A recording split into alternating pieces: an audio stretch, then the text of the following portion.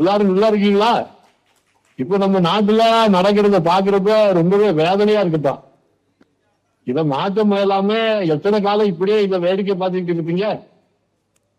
எப்பவுமே சாதி மதம் இதுவெல்லாம் காங்கிரஸ்காரர்களுக்கு கிடையாதுப்பா. தேசம், மக்கள், அதோட வளர்ச்சி, சந்தோஷம், இது மட்டுமே நமக்கு முக்கியம். அதான் ஒவ்வொரு காங்கிரஸ்காரனோட லட்சியம் கூட. சாதி முதல்ல உண்டாக்குறது, மதம் முதல்ல உண்டாக்கி இந்தியன்னு இருந்த உணர்வை மாற்றி இப்ப இந்து, முஸ்லீம், கிறிஸ்டியன் பிளவை உண்டாக்கி நாட்டை நாசம் பண்றவங்கள உடனே தடுக்கணும்பா. கடவுள் தான் நம்மளை எப்பவும் காப்பாத்துறாருன்னு நினைக்கிற மக்கள் கிட்ட கடவுளை நாம தான் காப்பாத்துறோம்னு மக்களை நம்ப வச்சு மத கலவரத்தை உண்டாக்கி பதவியை பிடிக்கிறானப்பா. சுதந்திர போராட்ட வீரர்களே வெள்ளக்காரங்க கிட்ட காட்டி கொடுத்தவங்க, சுதந்திரம் கிடைச்சப்போ அத துக்க நாளா கொடியேற்றி கொண்டாடினவங்க. அதான்ப்பா இந்த RSS காரங்களை சொல்ற. ஆனா இன்னைக்கு ஆட்சிக்கும் பதவிக்கும் நாட்டையே பாழாக்குறாங்கப்பா. வெள்ளக்காரங்கிட்ட அருமையா இருந்த நம்ம நாட்டை மீட்டெடுக்க 200 வருஷமா போராடணும். லட்சக்கணக்கான உயிர்களை பலி கொடுத்தான்.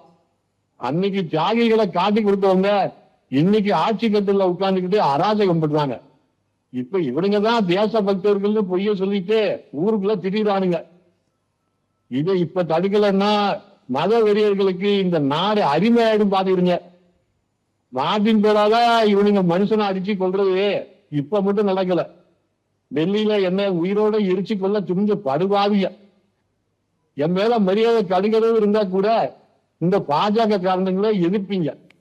நம்ம குழந்தைங்க நல்லா படிச்சு முன்னுக்கு வரணும்னு பள்ளிக்கூடம் கட்டி சோறு போட்டு படிக்க வச்ச. ஆனா நம்ம குழந்தைங்க முன்னேறக்கூடாதுன்னு கங்கணம் கட்டி நீட்டு, தேசிய கல்விக் கொள்கை, விஸ்வகர்மா திட்டம்னு மறுபடி குலத்தொழில திணிச்சு நாசம் பண்றத பாக்குறப்ப ரொம்ப வேதனையா இருக்கு. என் தலைமையிலான காங்கிரஸ் ஆட்சியில திருச்சியில பெல் நிறுவனம், ஆவடியில ராணுவ தளவாட ஆலை, ஊட்டியில இந்துஸ்தான் போட்டோ பிலிம், கிண்டியில இந்துஸ்தான் டெலிபிரிண்டர் ஆலை, பெரம்பூர் ரயில்பெட்டி தொழிற்சாலைன்னு மக்களுக்கும் நாட்டுக்கும் தேவையான மத்திய அரசாங்கத்தோட தொழில் திட்டங்களை தமிழ்நாட்டுக்கு கொண்டு வந்த.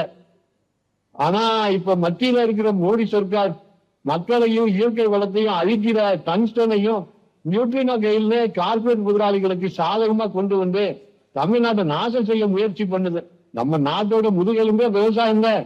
விவசாயிகள் நலனுக்காக தனியாரோட அரசு இணைஞ்சு 8 சுகர் ஃபேக்டரி தொடங்கி விவசாயிக கிட்ட கரும்பு கொள்முதல் செஞ்சான். 134 நூற்பு நெசவாலைகளை தொடங்கி எல்லாருக்கும் வேலை வாய்ப்பு கிடைக்க வச்ச. ஆனா இப்ப இருக்க பிஜேபி மத்திய அரசாங்கம் விவசாயிகளை ஒழிச்சு கட்டணும்னு 3 வேளாண் திருத்த சட்டத்தை கொண்டு வந்து சோறு போடுற விவசாயிகளை நடு ரோட்ல நிறுத்தி அறவையில போராடினவங்க மேல பிரிட்டிஷ்காரனை விட மோசமா கொடுமைப்படுத்துச்சு.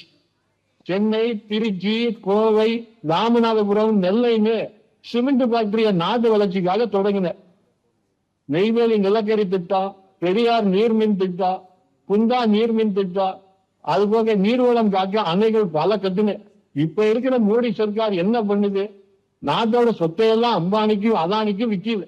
1956 அன்னை தமிழ ஆட்சி மொழியாக்க சட்டம் கொண்டு வந்தேன். ஆனா இப்ப இருக்கிற பிஜேபி அரசாங்கம் எல்லாத்துலயும் இந்திய திணிக்குது. நம்ம மொழி கலாச்சாரம் பண்பாட்டை அழிக்க துடிக்குது. இதையெல்லாம் ஒரு காங்கிரஸ்காரனா எப்படி வேடிக்கை பார்க்க முடியுது? கொதிச்சு எழ வேணாமா? மக்கள் கிட்ட இந்த கயவர்களை அம்பலப்படுத்தி எச்சரிப்பதுதான் உண்மையான தேசப்பணி. அதை செய்ய வேணாமா? உங்களுக்கெல்லாம் என்னோட கேபிடன் பத்தி தெரிஞ்சிருக்கும். இருந்தாலும் உங்களுக்கு மீண்டும் நினைவூட்டவும் தெரியாத இளைய தலைமுறை தெரிஞ்சுக்கிறதுக்கும் சொல்றேன். நமக்கு ஆட்சி பதவியை விட கட்சி தான் முக்கியம். கட்சி பலமா இருந்தா மட்டும்தான் ஆட்சியும் பதவியும் நம்ம தேடி வரும். அதனாலதான் 6 முதலமைச்சர்கள் பதவியை ராஜினாமா செஞ்சு ஊரா கிராமந்தோறும் போய் மக்கள் கிட்ட பேசி கட்சி கமிட்டியை பலப்படுத்தி கட்சியை வளர்த்தோம். இப்ப தம்பி செல்வ பெருந்தகை தலைவரானதுல கட்சிக்கு புது ரத்தம் பாய்ஞ்ச மாதிரி இருக்கு. எல்லா தரப்பு கருத்தையும் கேட்டு அனுசரிச்சு கட்சியை வளர்ச்சி பாதைக்கு கொண்டு போலாம். அப்படி அவர் மட்டும் வேலை செஞ்சா பத்தாது. கருத்து வேறுபாடுகளை எல்லாம் தூக்கி ஓரமா போட்டுக்கிட்டு காங்கிரஸ் என் கட்சியின் உரிமையோட கட்சியை வளர்க்க எல்லாரும் பாடுபடணும். தலைமைக்கு ஒத்துழைக்கணும்னு தமிழ்நாட்டுல இப்ப வர நல்லாட்சினா அது என் பேரதான் சொல்றாங்க மக்கள். அது இந்த காமராசர் ஆட்சி இல்ல. காமராசர் ஆட்சிங்கிற மனசுல வச்சு மீண்டும் காங்கிரஸ் மக்களுக்காக சேவை செய்ய மக்கள் நலத்திட்டங்களை கொண்டு வர என்ன செய்யணும்னு நான் சொல்லி செய்யணுமா என்ன?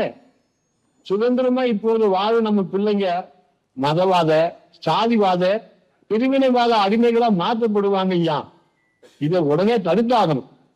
இதுக்கு நீங்க பெரியவங்களா மட்டும் இல்ல, உங்க கூட இளைஞர்களை, பெண்களை, தொழிலாளர்களை, விவசாயிகள்னு எல்லா மக்களையும் ஒன்னா உங்க கூட சேர்த்துக்கணும். குறிப்பா இளைஞர்களுக்கும் பெண்களுக்கும் இப்ப நாட்டுல நடக்கிற விபரீதங்களை விளக்கமா சொல்லி புரிய வைங்க.